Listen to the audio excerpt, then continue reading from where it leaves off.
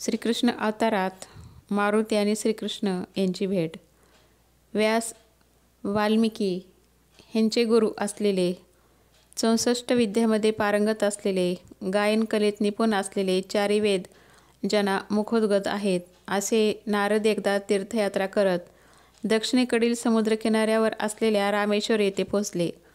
तिथे श्रीरामाचा परमभक्त हनुमान अनुष्ठान करत होता.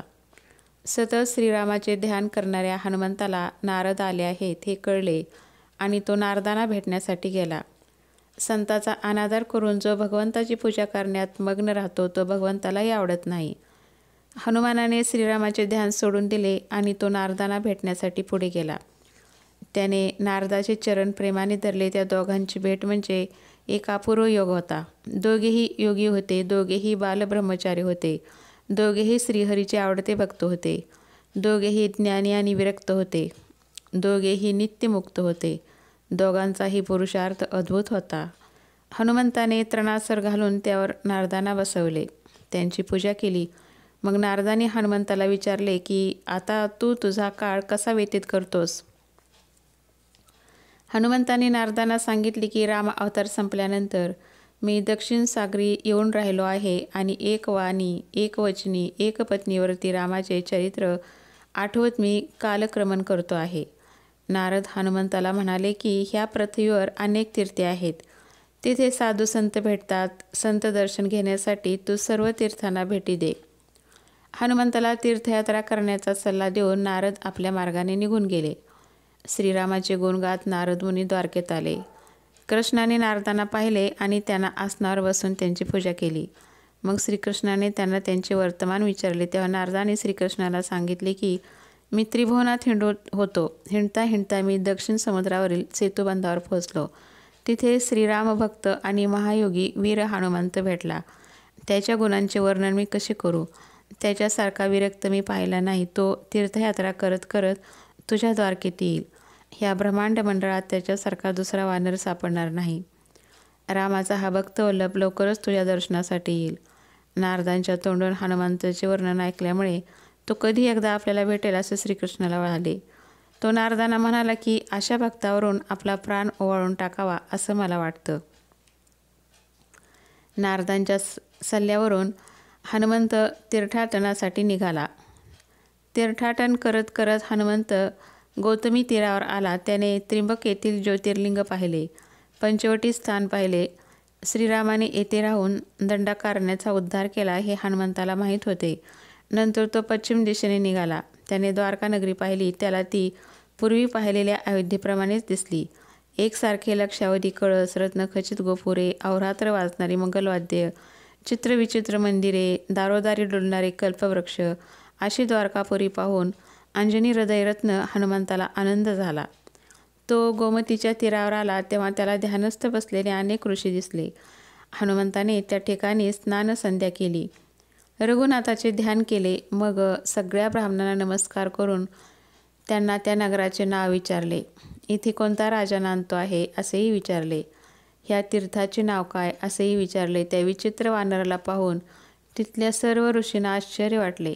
वानर वेश असला तरी हा ज्ञानी, चतुर आणि पंडित आहे हे त्यांच्या लक्षात आले. अंगिरासुताप्रमाणेच हा महाविरक्त दिसतो आहे. ऋषीने हनुमंताच्या सगळ्या प्रश्नांची उत्तरे दिली. त्याने हनुमंताला सांगितले की ही द्वारका नगरी आहे. इथला राजा यदुपती आहे. श्री विष्णूचा तो 8वा पूर्ण अवतार आहे. ह्या नदीचे नाव गोमती आहे आणि हे पुण्यवंत असे चक्रतीर्थ आहे. द्वारकेभोवतीचे दिव्य वन आणि त्या वनातली फळे पाहून हनुमंताला खूप आनंद झाला. नेहमी फळे देणारे ते वृक्ष गगन भेदत उंच गेले होते. श्रीराम भक्त हनुमान त्या वनात फळे खाण्यासाठी शिरला. दिव्य अशा वृक्षावर बसून त्याने यथेष्ट फलाहार केला. मग त्याने महावृक्षांच्या फांद्या मोडल्या. फळे तोडून तो वनरक्षकांच्या अंगावर टाकल्या. त्यांना वाकुल्या दाखवून चिडवू लागला. त्यांच्याकडे डोळे वटारून पाहू लागला. चक्राकार उड्या मारून तो त्याची शेपटी वेडीवाकडी करून नाचू लागला. त्याच्या त्या माकड चेष्टा पाहून वनरक्षक तातडीने धावले. त्याने हनुमंताला पकडण्याचा प्रयत्न केला आणि त्याला सांगितले की तू ह्या वनाचा विध्वंस केला आहेस, तुला आता राजपुत्र मारतील. हनुमंताने त्यांना विचारले की इथला राजा कोण आहे. वनरक्षकांनी त्यांना सांगितले की राम आणि श्रीपती इथले राजे आहेत. त्यावर हनुमंताने त्यांना सांगितले की सूर्यवंशात अवतरलेला दशरथी श्रीरामाला ठाऊक आहेत. हा दुसरा राम कोण आहे ते मला सांगा, नाहीतर हे नगर मी उद्ध्वस्त करून टाकीन. त्यावर त्या वनरक्षकांनी हनुमंताला सांगितले की ह्या रामाबद्दल आम्ही ऐकले आहे. दशरथाने त्याला राज्याबाहेर काढलं होतं. त्याच्याबरोबर माकडांचा मेळा होता आणि शीते शीते असं म्हणून तो वनातल्या वृक्षांना आणि पाषाणांना आलिंगन देत होता. आमचा राम हा बळीराम आहे. तो बळकट आहे आणि त्याने यदुवंशात अवतार घेतला आहे. वनरक्षकांचे बोलणे ऐकून भीमरूपी अंजनी नंदन क्रोधावला. तो म्हणाला की ही द्वारका नगरी मी समुद्रात पालथी घालीन. त्याने त्याची शेपटी धरणीवर आपटली आणि त्याचा प्रतिध्वनी आकाशात उठला. हनुमंताचे ते उग्र रूपावर वनरक्षक घाबरले आणि महाकाळ आला आहे हे सांगण्यासाठी ते कृष्णाकडे गेले. त्यावेळी श्रीकृष्ण स्नानसंध्यादी कर्मे करून देवाची पूजा करत होता. एकदा सगळ्या भक्तांनी त्याला विचारले की तू स्वतः परिपूर्ण देवादिदेव आहेस, मग तू कोणाचे ध्यान करतोस ते आम्हाला एकदा दाखव. श्रीकृष्णाने आपले देवघर उघडले आणि भक्त देवघरात आले. देवघरामध्ये रत्नजडित देव्हारा होता आणि त्या देव्हाऱ्यात श्रीकृष्णाच्या भक्तांच्या अगणित मूर्ती होत्या. प्रल्हाद, नारद, पराशर ह्यांच्यापासून ते सुग्रीव, जांबवंत, वालीनंदन ह्यांच्यापर्यंत अनेकांच्या सुगुण मूर्ती त्या देव्हाऱ्यात विराजमान होत्या. श्रीकृष्ण म्हणाला की मी माझ्या भक्तांचेच ध्यान करतो, त्यांच्याशिवाय दुसऱ्या कोणाचेही चिंतन मी करत नाही. श्रीकृष्णाने आपली पूजा संपवली आणि तो दिव्य वस्त्रे आणि अलंकार घालून सभेकडे निघाला. उद्धव आणि अक्रूर ह्यांचे हात धरून तो शांतपणे चालला होता. गवाक्षामधून गोपी त्याला पाहत होत्या. त्यावेळी श्रीकृष्ण उद्धवाला म्हणाला की माझा डावा नेत्र लोवतो आहे, भाऊ स्फुरतो आहे, काहीतरी शुभ घडणार असे दिसते. आज मला भेटायला कोण येणार आहे? मला त्या होणाऱ्या भेटीचे समाधान जाणवते आहे. श्रीकृष्ण सभेत आला. त्याचा जय जयकार झाला आणि दुदुंबी वाजल्या.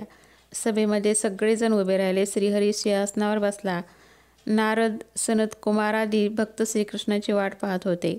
नारद आणि तुंबर परमसुंदर गायन करत होते. त्याचवेळी वनरक्षक सभेमध्ये आले आणि त्यांनी श्रीकृष्णाला सांगितले की वनामध्ये एक वानर आले आहे आणि तो वनाची नासधूस करत आहे. तो वानर बृहस्पतीप्रमाणे बोलतो. तो सूर्यासारखा तेजस्वी आहे, पण तो वानर वेशत आहे. तो यमासारखा दिसतो आहे. आम्ही त्याला तुमचे आणि बळीरामाचे नाव सांगितले तर तो चिडला आणि म्हणाला की रावणाला मारणारा आणि रघुवंशात अवतार घेतलेल्या रामाव्यतिरिक्त हा दुसरा कोण आहे? त्याने रामाचे नाव कसे धारण केले? श्रीकृष्णाने आश्चर्य व्यक्त केले आणि तो वनरक्षकांना म्हणाला की तुम्ही एवढे सगळेजण आहात आणि त्या एका वानराला तुम्हाला आवरता येत नाही. वनरक्षकाने श्रीकृष्णाला सांगितले की आम्ही सगळे म्हणजे त्याच्यासमोर मशक आहोत. तो आमच्या सगळ्यांना एकाच घासात संपवून टाकेल. वनरक्षकांचे बोलणे ऐकून श्रीकृष्णाने गरुडाकडे पाहिले.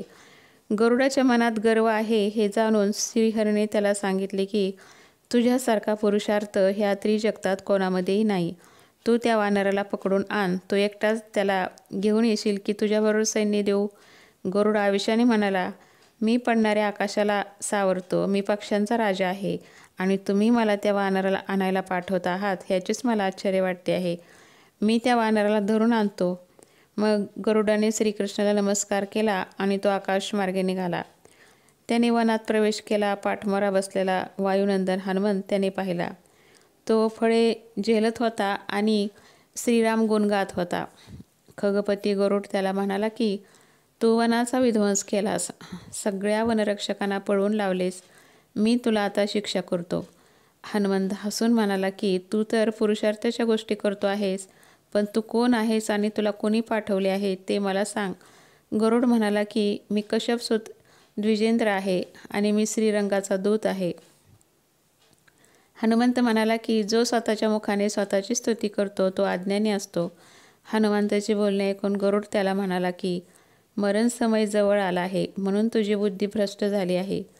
त्यावर हनुमंताने त्याला सांगितले की अरे बडबड्या पाखरा, तुझाच मृत्यू जवळ आला आहे. हनुमंताचे बोलणे ऐकून गरुड आकाशात उडाला आणि त्याने मोठी गर्जना केली. त्या गर्जनेमुळे वनचर भयभीत झाले. त्याने मग हनुमंतावर अकस्मात हल्ला केला. पर्वतावर ब्रह्माने हल्ला करावा तशी गरुडाची स्थिती झाली. मग हनुमंताने गरुडाला आपल्या पायामध्ये धरले. गरुड कासावीस झाला. मग हनुमंताने गरुडाला गरगरा फिरवले आणि त्याला समुद्रात फेकून दिले. द्वारकेपासून 60 सहस्त्र योजने दूर जाऊन तो पडला. तो सागरात बुडू लागला. त्याचा श्वास कोंडला. तो कसाबसा वर आला आणि म्हणाला की मी जो अभिमान धरला होता त्याचे फळ मला मिळाले. मग त्याने श्रीहरीचे स्मरण केले आणि तो द्वारकेच्या दिशेने उडू लागला. आपण जर वनावरून गेलो तर तो इतर वानर आपल्याला धरेल असा विचार करून तो दुसऱ्या मार्गाने द्वारकेकडे निघाला आणि द्वारकेच्या महाद्वारापर्यंत पोहोचला आणि तिथे मूर्छा येऊन पडला. श्रीकृष्णाच्या सेवकाने त्याला उचलून सभेमध्ये आणले. श्रीकृष्णाने त्याला सावध केले आणि विचारले की काय झाले ते तरी सांग. थरथरा कापणाऱ्या गरुडाची बोबडी वळली होती. तो तुटक बोलू लागला. त्याने नंतर श्रीकृष्णाला सर्व काही वर्तमान सांगितले. तुम्हाला माझा राग आला होता तर तुम्ही मला स्वतःच्या हाताने शिक्षा करायची होती. मला त्या वानरा हाती मार का दिलात? मग श्रीकृष्ण हसून म्हणाला की अरे तुझ्या बळामुळे तर मी बळकट झालो आहे. तू माझी चेष्टा करू नकोस आणि बांधून आणलेला वानर कुठे आहे ते सांग. हे काम तुझ्या योग्य नव्हते तरी मी तुला सांगितले. तुझे प्रताप तेज कोणालाही सहन होत नाही. तू त्याला जेवे मारले असशील किंवा त्याला पळवून लावले असशील. श्रीकृष्णाचे बोलणे ऐकून गरुडाच्या डोळ्यात अश्रू उभे राहिले. तो श्रीकृष्णाला म्हणाला की तुम्ही अजूनही माझ्यावर राग धरला आहात. श्रीकृष्ण म्हणाला की अरे घाबरतोस कशाला? काय झालं ते तर सांग. गरुड म्हणाला की श्रीहरी वानर वेशात कृतांत आला आहे. तो द्वारका नगरी पाण्यात पालथी घालेल. त्याला सामोरा जाईल असा वीर ह्या त्रिभुवनात तरी नाही. मला त्याने सागरात भिरकावून दिले. गरुडाची स्थिती पाहून आणि त्याचे बोलणे ऐकून श्रीकृष्ण त्याला म्हणाला की अरे खगेशा, तुझी ही दशा पाहिल्यावर आता त्याला कोण सामोरा जाईल? तुझीही अशी स्थिती झाली. श्रीकृष्ण वारंवार नारद मुनीकडे पाहत होता आणि हसत होता. नारद म्हणाले की नाम सांडल्याशिवाय हा वानर इथून जाणार नाही. श्रीकृष्ण म्हणाला की आमचा बळकट असा गरुडही त्याच्यासमोर हतबल झाला. बळीरामा, आता आपण काय करावं? बळीराम क्रोधाने म्हणाला की मी त्या वानराला क्षणात घेऊन येतो. एकाच गावात मी त्या वानराचे चूर्ण करीन. हरीचा मोठा पुत्र प्रद्युम्न म्हणाला की कोण आहे हा वानर? मला आज्ञा द्या, मी त्याचा क्षणामात्रात धरून आणतो. बळीराम आणि प्रद्युम्नादी पुत्र ह्या सर्वाच्या मनातला गर्व जाणून श्रीकृष्ण त्यांना म्हणाला की तुम्ही सर्व यादव जा आणि त्या वानराला धरून आणा. सर्व यादव सिद्ध झाले. त्यांनी त्यांचे चतुरंग दळ सिद्ध केले. वाद्यांचा कल्लोळ ऐकून द्वारकेतले लोक आश्चर्यचकित झाले. सर्व यादव समुद्रकिनाऱ्यावर आले. हनुमंत तिथे श्रीरामाचा ध्यान करीत बसले होते. पाठमोऱ्या असलेल्या बलवान हनुमंताला सर्व यादववीरांनी पाहिले. यादव त्याला म्हणाले की तू खूप चेष्टा केली आहेस. आता आम्ही तुला शिक्षा करतो. त्यांचे बोलणे ऐकून हनुमंत हसला आणि म्हणाला मला एकट्याला पकडण्यासाठी तुम्ही एवढे सगळेजण इथे आला आहात. तुमचा काही आता खरं नाही. तुमच्यातला मुख्य कोण आहे आणि त्याचं नाव काय आहे ते मला सांगा. प्रद्युम्न म्हणाला की मी श्रीकृष्णाचा मुलगा आहे आणि माझ्या वडिलांनी ते लहान असतानाच अनेक दैत्यांना मारले होते. त्याचे ते बोलणे ऐकून हनुमंत म्हणाला की तू तुझ्या पित्याचा बडीवार सांगू नकोस. तू काय पराक्रम केलास ते सांग. तुम्ही सगळेजण माझ्याबरोबर युद्ध करायला आला आहात खरे, पण तुम्हा लेकराशी युद्ध करायला खरं सांगायचं तर मला लाज वाटते. त्यावर यादववीर म्हणाले की अरे पाला पाचोळा खाणाऱ्या वानरा, आम्ही तुला आता मृत्युलोकी पाठवतो. तसे जर झाले नाही तर आम्ही कृष्णाचे नाव लावणार नाही. मग त्यांनी धनुष्यबाण सरसावले आणि हनुमंतावर बाणांचा वर्षाव केला. त्या वर्षावाने हनुमंताला काडी मात्रही इजा झाली नाही. शुष्क तृण पडल्यावर पर्वताला ज्याप्रमाणे काहीही फरक पडत नाही त्याप्रमाणे त्या बाणांच्या वर्षावाचा हनुमंतावर काहीही परिणाम होत नव्हता. मग हनुमंताने आपली लीला दाखवण्यासाठी आपली शेपटी जमिनीवर पसरली. ती शेपटी पाहून यादववीरांना वाटले की आता ह्या शेपटीला धरून आपण ह्या वानराला सभेपर्यंत ओढत नेऊ. पण झाले विपरीतच. यादव हनुमंताच्या शेपटीला धरून ओढू लागले आणि ती शेपटी वाढू लागली. वाढत वाढत ती शेपटी द्वारकेमध्ये गेली. द्वारकेच्या रस्त्यावरून ती शेपटी जाऊ लागली आणि वाटेत येणाऱ्या प्रत्येक गर्विष्ठ माणसाला ती आवळून धरू लागली. तिने शिबिकेत बसलेल्यांना, घोड्यावर बसलेल्यांना, उन्मद गायकांना आवळले. हनुमंत एका मोठ्या वृक्षावर बसला होता आणि तिथून न हालता तो आपल्या शेपटीने सगळ्यांचे गर्वहरण करत होता. हनुमंताने आपली शेपटी अचानक उचलली आणि तिला ज्यांनी धरून ठेवले होते ते लोंबू लागले. मग हनुमंताने आपले विशाल मुख पसरले. ते अतिविक्राळ मुख पाहून सगळ्या यादवाने आपले डोळे बंद करून घेतले. हनुमंत त्यांना म्हणाला की काय रे, तुम्ही माझ्यावर युद्ध करणार होता ना? तुमची शस्त्रे सावरा. डोळे बंद करून घेतलेले यादववीर मनातल्या मनात म्हणाले की ह्याच्या आव्हानाला जर उत्तर दिले तर हा आपल्याला गिळून टाकेल. आपण जो गर्व केला त्यामुळेच कृतांत वानर वेशात प्रकटला आहे. आता आपले प्राण वाचले आणि हरिचरण दिसले तरी खूप झाले. एका यादवाने शेपटीची मिठी सोडली आणि त्याने समुद्रात उडी टाकली. ते पाहून हनुमंताने आपली शेपटी समुद्रात बुडवली आणि तिला हेलकावे दिले. सगळे यादव कासावीस झाले आणि त्यांनी श्रीकृष्णाचा धावा केला. त्यांचा अभिमान गळून गेला होता. अभिमान गळून गेल्यामुळे सगळेजण मुक्त झाले. ते सगळे मग द्वारकाधीशाच्या सभेच्या दिशेने धावू लागले. हनुमंताने भुभुकार केला तरी त्यांनी मागे वळून पाहिले नाही. गलितगात्र झालेले यादववीर सभेमध्ये परतले. त्यांना पाहून श्रीकृष्णाला आश्चर्य वाटले. यादव जगन्नायकाला सांगू लागले की आता आपली द्वारका काही वाचत नाही. वानर वेशात कृतांतच आला आहे. त्यांचे बोलणे ऐकून कृष्णाने नारदांना विचारले की आता काय करावे. नारद म्हणाले की नाम सोडून द्यावे, नाहीतर हा वानर अनर्थ करील. मग बलरामाजवळ येऊन नारद त्याला सांगू लागले की हा रामभक्त हनुमंत आहे. त्याने लंका नगरी जाळली होती आणि अशोकवन उद्ध्वस्त केले होते. लक्ष्मण जेव्हा शक्ती लागून घायल झाला होता तेव्हा ह्याने रात्रीतून द्रोणागिरी पर्वत उचलून आणला होता. ह्याने आपल्या शेपटीचा दुर्ग करून वानराचे रक्षण केले होते. हा बलवंत आणि विरक्त असा ब्रह्मचारी आहे. हा चिरंजीव आणि वज्रशरीरी आहे. त्याच्याशी युद्ध करू शकेल असा कोणीही या पृथ्वीवर नाही. असं असेल तर मी काय करावं ते तुम्ही सांगा, असे बळीरामाने नारदाला सांगितले. नारद म्हणाले की आता काय करायचे ते चक्रपाणी जाणतात. सर्वांचा अहंकार गेला हे पाहून श्रीकृष्ण म्हणाला की रामरूप पाहिल्याशिवाय हे वानर शांत होणार नाही. मग श्रीकृष्णाने अद्भुत केले. त्याने श्रीरामाचे रूप धारण केले. बळीराम लक्ष्मण झाला, पांचजन्य भरत झाला, सुदर्शन शत्रुघ्न झाला. मग श्रीकृष्णाने नारदाला सांगितले की सत्यभामेला जानकीचे रूप घेऊन सभामंडपात घेऊन या. नारद अंतपुरात गेले आणि सत्यभामाला सांगितले की हनुमंत भेटायला येतो आहे, जानकीचा वेश घे. कृष्णाने रघुनाथाचे रूप घेतले आहे. सत्यभामा सीतेचा वेश घेऊन सभामंडपात आली. श्रीराम पाहून तिला आश्चर्य वाटले. सत्यभामेला पाहून श्रीराम रूपातील श्रीकृष्ण म्हणाला की हा जानकीचा वेश नाही. आरशात परत एकदा निहाळ आणि परत ये. सत्यभामेने दुसरा शृंगार केला आणि दासीला विचारू लागले की हा वेश बरा आहे का. श्रीकृष्णाने सुभद्रेला पाठवले आणि जानकीला घेऊन लवकर ये असे तिला सांगितले. सुभद्रा अंतपुरात गेली आणि सत्यभामेला म्हणाला की शृंगार करण्यात किती वेळ घालवशील, हा सगळा कोरडा बडीवार आहे. श्रीधराने तुला लगेच बोलावले आहे. असे म्हणून सुभद्रेने तिचा हात धरला आणि तिला सभामंडपाकडे घेऊन निघाली. त्या लगबगीत सत्यभामेचे मुख काजळाने माखले. तिचा तो अवतार पाहून श्रीरंग म्हणाला की पहा रे. श्रीकृष्णाचे बोलणे ऐकून सत्यभामेचा गर्वभंग झाला. तिला वाटू लागले की आपण आत्ताच प्राणत्याग करावा. सत्यभामा सभेमध्ये खाली मान घालून उभी होती आणि सभेतले लोक तिच्याकडे पाहून हसत होते. मग श्रीकृष्णाने रुक्मिणीला बोलावणे पाठवले. श्रीकृष्णाने सत्यभामेला सांगितले की तू आणि 16 सहस्त्र गोपी रुक्मिणीच्या घरी जा आणि तिला सत्वर घेऊन या. सगळ्याजणी रुक्मिणीच्या सदनी गेल्या. तेव्हा त्यांना तेथे जानकी दिसली.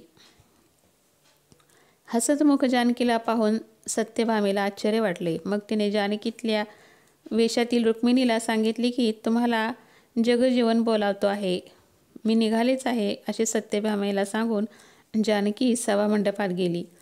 ती सभामंडपातील सिंहासनावर श्रीरामाजवळ जाऊन बसली. मग श्रीराम रूपातील श्रीकृष्णाने गरुडाला सांगितले की आता त्या वानराला जाऊन सांग की श्रीरामाने तुम्हाला आदराने बोलावले आहे. गरुड म्हणाला की तो आता माझे प्राण घेईल. मग श्रीकृष्णाने आपल्या पुत्रांना सांगितले की जा, तुम्ही त्या वायुनंदनाला घेऊन या. श्रीकृष्णाचे पुत्र म्हणाले की तो आम्हाला परत सागरात बुडवेल. मग श्रीकृष्णाने अक्रूर आणि उद्धव यांना सांगितले की तुम्ही गरुडाबरोबर जा आणि माझा परमभक्त असलेल्या हनुमंताला घेऊन या. तिघांनाही रामाला आदराने नमस्कार केला आणि ते हनुमंताला आणण्यासाठी निघाले. उद्धव आणि अक्रूर यांनी पाहिले की हनुमंत एका मोठ्या वृक्षावर ध्यान लावून बसला आहे. मग ते त्याच्याजवळ गेले. त्यांनी त्याला साष्टांग नमस्कार केला. घाबरलेल्या गरुडानेही लांबूनच नमस्कार केला. मग उद्धव आणि अक्रूर यांनी मारुतीला सांगितले की तुम्हाला अयोध्यापती राम बोलावतो आहे. त्यांचे बोलणे ऐकताच हनुमंताच्या हृदयात प्रेम दाटून आले. त्याने अक्रूर आणि उद्धव यांच्या चरणावर लोटांगण घातले, त्यांना आलिंगन दिले. त्याच्या डोळ्यातून अश्रुधारा वाहू लागल्या. तो आक्रूर आणि उद्धव यांना म्हणाला की रघुनाथ कोठे आहे ते लगेच दाखवा. मग हनुमंताचे दोन्ही हात आक्रूर आणि उद्धव यांनी धरले आणि तिघे पुढे चालू लागले. त्यांच्या मागून गरुड जाऊ लागला. तो मनात विचार करत होता की सभेमध्ये ह्याला रघुपती दिसले नाही तर तो पुन्हा क्षोभेल. हरीची करणी अद्भुत होती. द्वारकेची अयोध्या झाली होती. घरोघरी रामचरित्राचे गायन चालले होते. समोर दिव्य मंडप होता आणि सिंहासनावर रघुराज बसला होता. त्याला पाहून हनुमंताने लोटांगण घातले. हनुमंताला पाहून सीताकांताच्या हृदयातही प्रेम उचंबळले आणि हनुमंताने रामचरणावर मस्तक ठेवले आणि आपल्या नयनातील अश्रूंनी त्याचे चरण धुतले. अशा प्रकारे ही जर माहिती तुम्हाला आवडली तर लाईक करा, शेअर करा आणि माझ्या चॅनलला सबस्क्राईब करा.